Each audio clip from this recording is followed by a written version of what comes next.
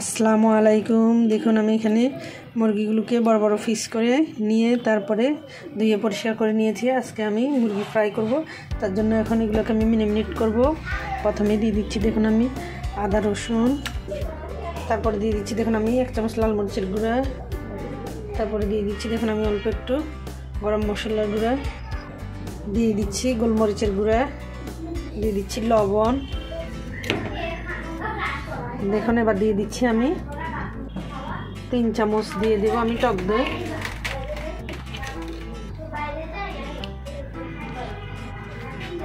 তারপরে দিয়ে দিচ্ছি আমি 1 চামচ চিনি। টক দইয়ের মধ্যে আপনারা চিনি দিয়ে দিলে টক দই মিষ্টি দইটা দুটোটাই হয়ে যাবে। এরপরে দেখুন আমি দিয়ে দিচ্ছি 2 চামচের মতো সয়া সস। এবার আমি সবগুলোকে ভালো করে মাখিয়ে নেব।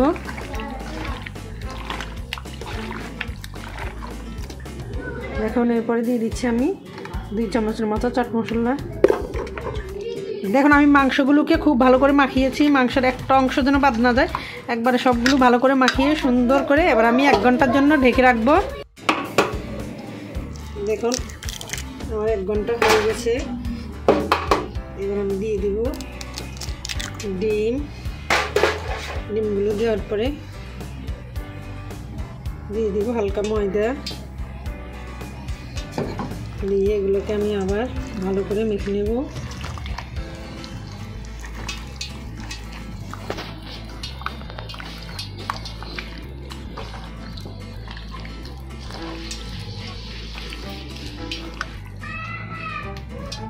দেখুন আমি আরেকটু ময়দা দিয়ে এগুলোকে আবারও ভালো করে মাখাচ্ছি।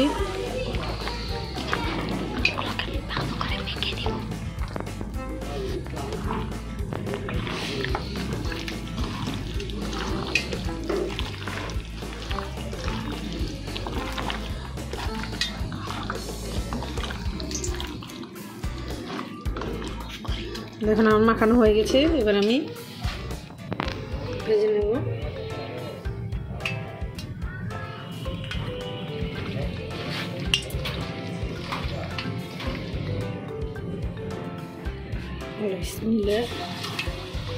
তেলটা গরম হয়ে গেছে, এবার আমি একটা একটা করে দিয়ে দেব।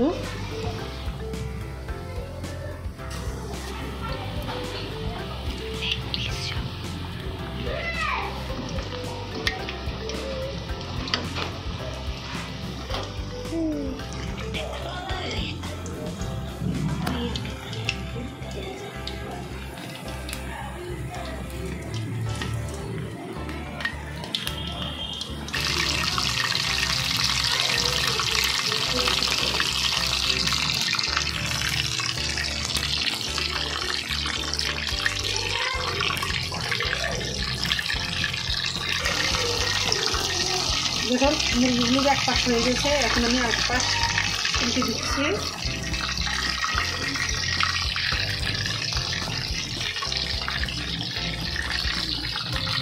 আমি একদম লাল লাল করে ভাজবো মুরগিগুলোকে।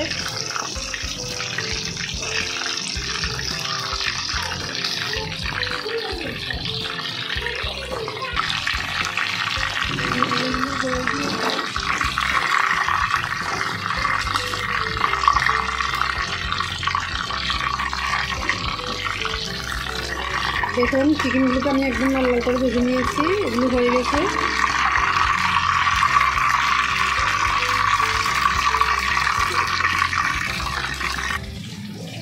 দেখুন আমার চিকেন ফ্রাই হয়ে গেছে। আজকের মতো এখানেই শেষ। আল্লাহ হাফেজ।